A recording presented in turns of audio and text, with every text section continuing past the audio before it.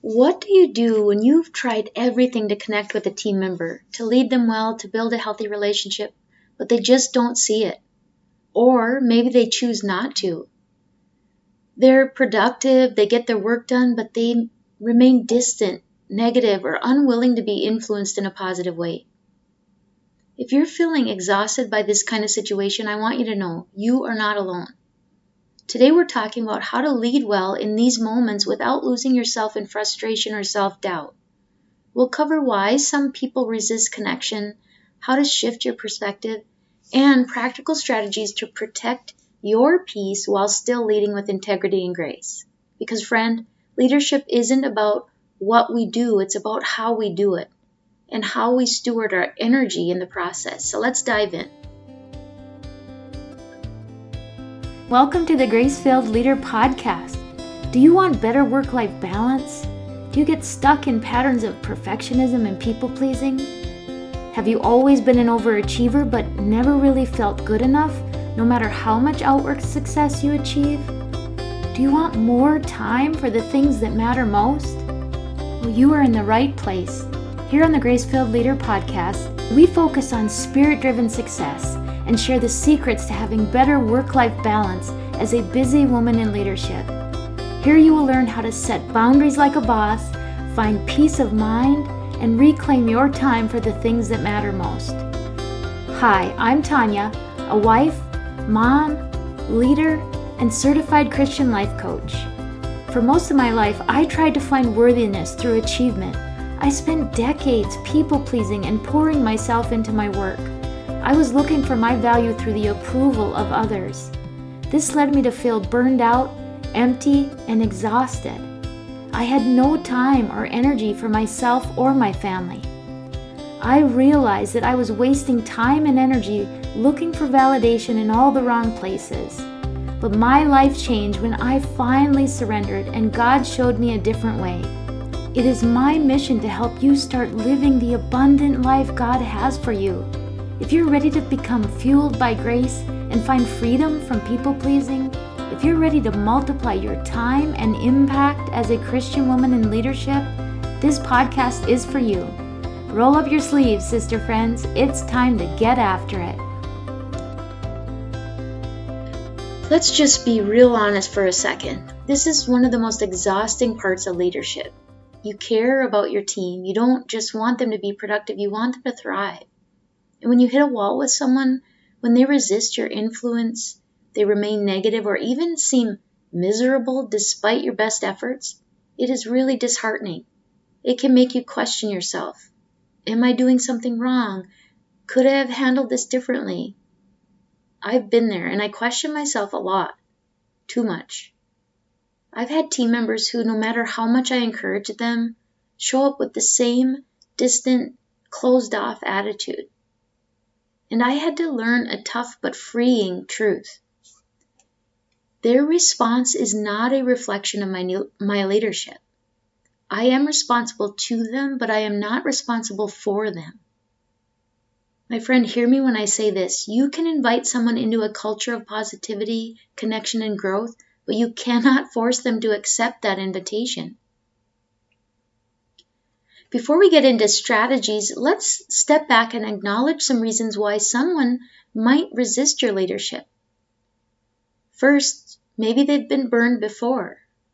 Maybe a previous leader broke their trust, making them hesitant to engage now. Maybe they separate work from relationships. Some people just don't view work as a place for emotional investment. Maybe they have personal struggles that you just don't see. Stress, family issues, mental health struggles. Sometimes disengagement has nothing to do with you. Or maybe they don't trust leadership in general. Whether from past experiences or a natural skepticism, some people automatically resist authority. If any of these sound familiar, the good news is you don't have to fix them. But you do need to learn how to lead well in the tension. So here's where things get practical. What do you do when you've got a resistant team member? Number one, release the burden of fixing them. I know you want to see a change, but you cannot change their heart. That's God's job. Your job is to create a healthy culture and lead with consistency. If they ever choose to engage differently, great. If not, you've still done your part. Proverbs chapter 3 verses 5 through 6 reminds us, trust in the Lord with all your heart and lean not on your own understanding. In all your ways submit to Him, and He will make your paths straight. The second strategy is to set clear expectations, but don't force connection.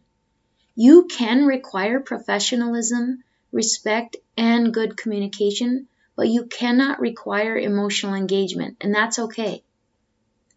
Let them know you value them. Keep the door open, but don't chase their approval or waste energy trying to win them over. Number 3, don't let their attitude dictate yours.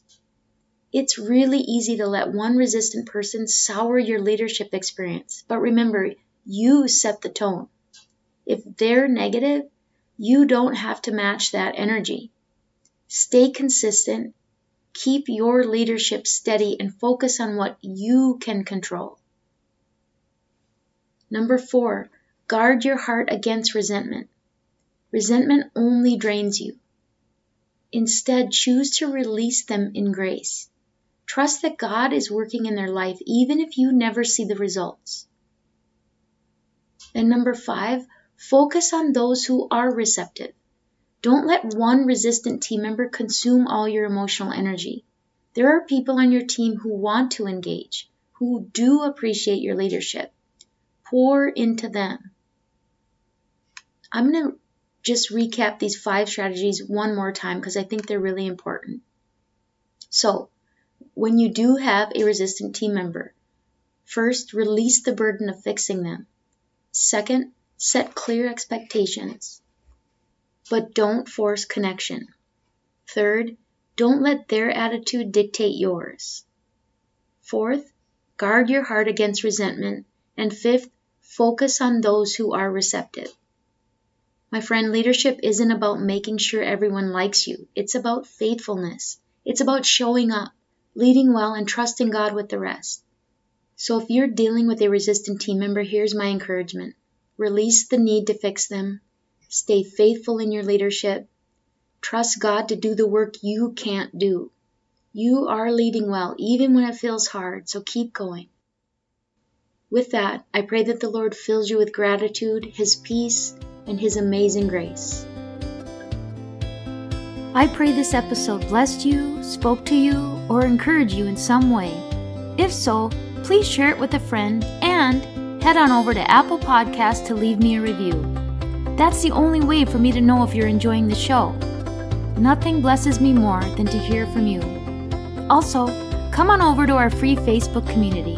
This is a great place for us to support one another on our faith and leadership journeys. You can find the link to the group in the show notes or go to gracefilledleader.com/community. If you have questions or content ideas for the show, please send me a message on SpeakPipe or via email. Go to gracefilledleader.com/contact and leave a written or voice recorded message. I would love to know how I can best serve you on the podcast. Now to Him who can do immeasurably more than we can ask or imagine, according to His power that is at work within us.